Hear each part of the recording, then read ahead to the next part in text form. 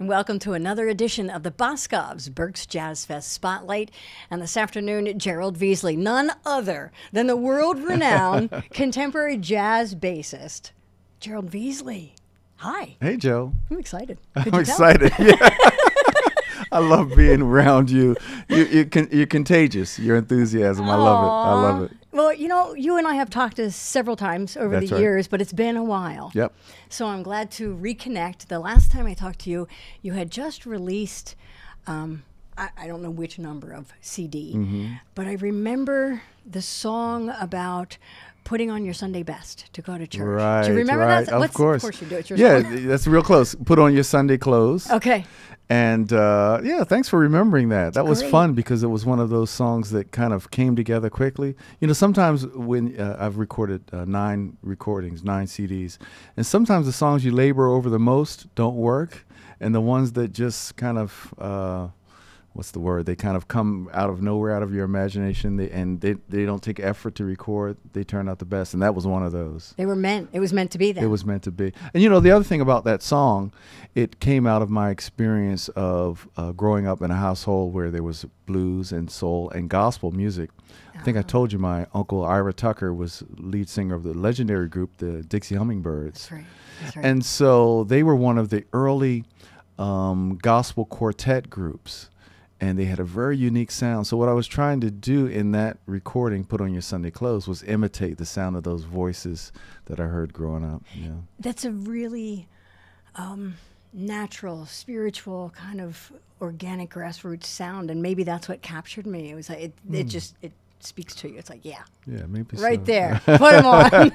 Yeah. So that was, with that background, gospel, blues, how did you, obviously you were surrounded by beautiful music in which much music finds its foundation. Right. How did you gravitate to contemporary jazz, and why is it contemporary? That's a tough one. That's a great question. So some of the earliest jazz records that I heard growing up in Philadelphia, they were more of the straight ahead genre. Miles Davis's classic record, Kind of Blue. Even the songs, records like Ornette Coleman's Shape of Things to Come, which was this very modern jazz record. Bebop recordings by people like Thelonious Monk. But in some ways, even though as a kid I liked the sound of what I heard, it was still mysterious to me. So I think I was first drawn by the mystery of jazz. I liked it, but I couldn't really understand it. It was something about it that was almost impenetrable. Whereas when I got into music by Wes Montgomery, George Benson, the more contemporary sounds, Grover Washington Jr. much later, I kind of heard the connection between the soul music that I grew up with and what jazz was. So I think my music that I create today has elements of both.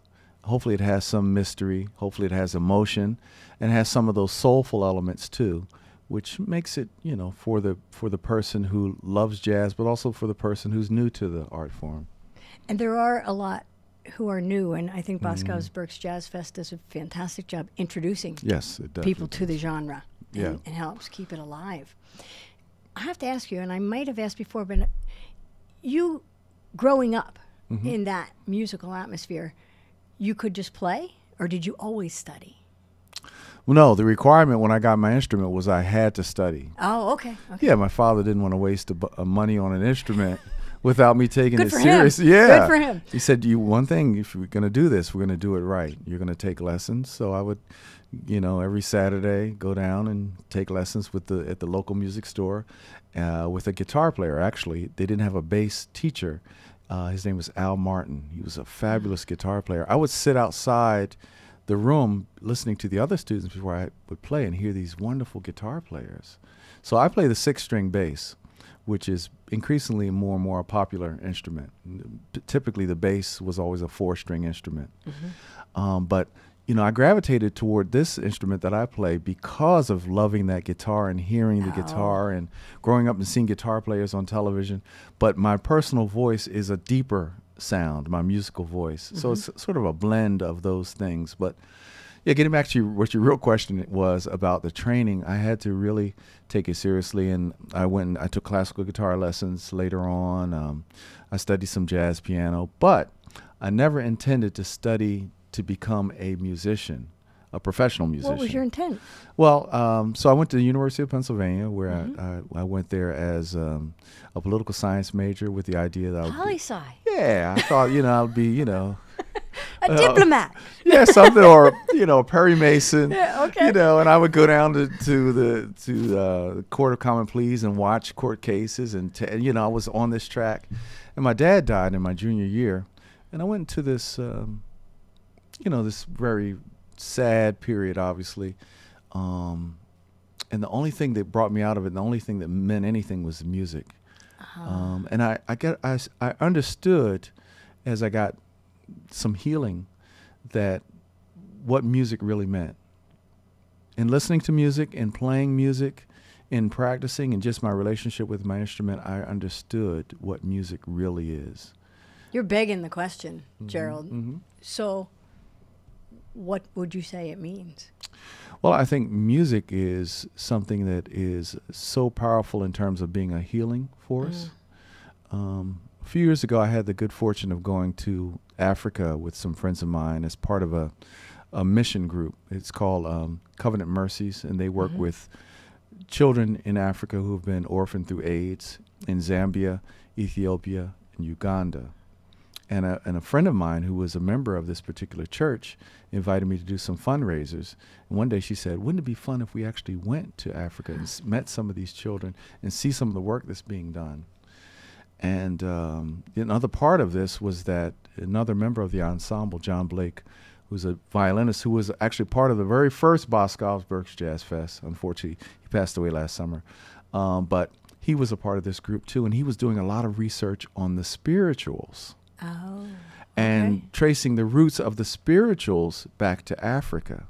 So there were all these rich components to this trip. The music, the spirituals themselves, the mission, the spirituality of it. And the music you grew up with. And the music I grew up with. So all of it was there. But as we were going into these villages, I realized the ironic thing was that normally people who come, they're coming with something tangible. They're coming with medicine. They're coming with food. They're coming with supplies, clothing. We were just coming with the music.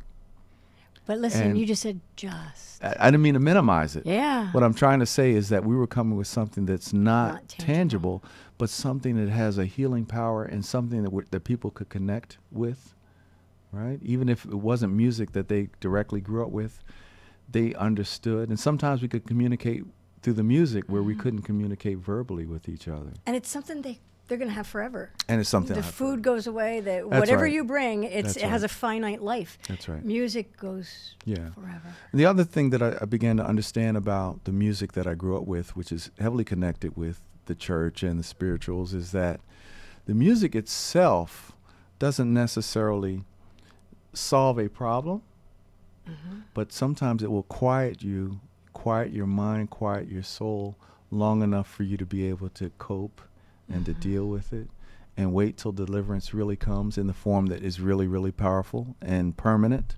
Wow. But in the meantime, the music can kind of set up an atmosphere for you to receive what it is that you really need.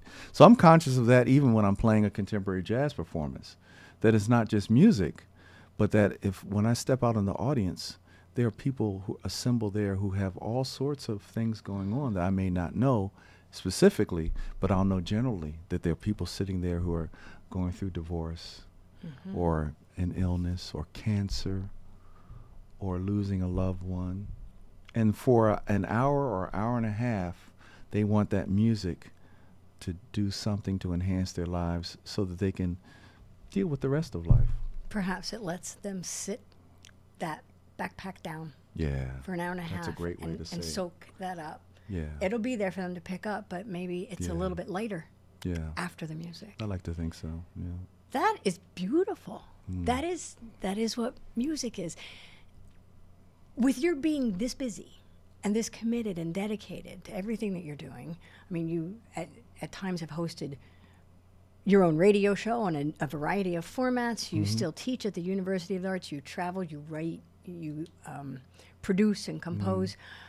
What is it that makes you take time out for Boscov's Berks Jazz Fest? Because it is also a time commitment. Yeah.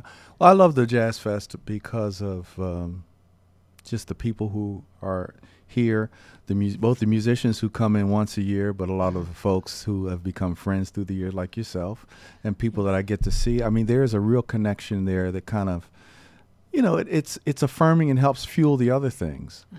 How much is education, the education component of the Jazz Fest, important to you? Yeah, very much so. We started the bass boot camp, which has been going on for 14 years now. We started as part of the Jazz Fest. If it hadn't been for Jazz Fest, we wouldn't have known how to actually run a camp. And we wouldn't have had the... There wouldn't be one. There wouldn't be one. So that's been very important, and meeting some of the young students who actually have come up through the school system here, who've come and taken my program. All of that's fantastic. I love teaching, and the thing I love about teaching, not just young students, but more of the seasoned students too, because our bass boot campers are typically 40-somethings, 50-somethings, 60-somethings, right? So it's not too late for me. Woohoo! No, you're right. You're right at the low end. So I mean, bless you. Yeah, it's for folks who are kind of going through that second childhood. Yep. They've raised their families, they've had their careers, and they've done all these things to kind of push the what they were supposed to do in life forward. Now they can do themselves. And so that's our typical student. So what I get out of that is I get to see people doing what they love the most. I get to see that every time we do a bass boot camp. I get to see people who are going back to their first love. And also getting out of their comfort zones, because many of them, they haven't played a bass before. Some are seasoned and experienced, but others, it's their first time playing in front of an audience, and they're getting up there. You can see them trembling, but they do it. That takes so much courage. Milestone. It's a huge milestone. Yeah. Could you imagine? Yes, I usually mess up when I get there. Again, that's powerful. Yeah. You certainly are a blessing, not only to the fest, but just with your music and your recognition of what that is and the power of it and the way you share it. And thank you for sharing your time right here with us on the People Chronicles. Thank you for having me. This has been awesome. Thank you so much. You're welcome. And you'll be back for the Jazz Fest, I'm sure, right? I'll be back. Can't keep me away. I'll be in the audience. Thank you, Gerald. Hi, this is Gerald Veasley. Make sure you check out the People Chronicles. You would not want to miss a single episode. You can like us on Facebook. That's a good way to do it. And make sure you subscribe to the YouTube channel. That's the People Chronicles. See you soon.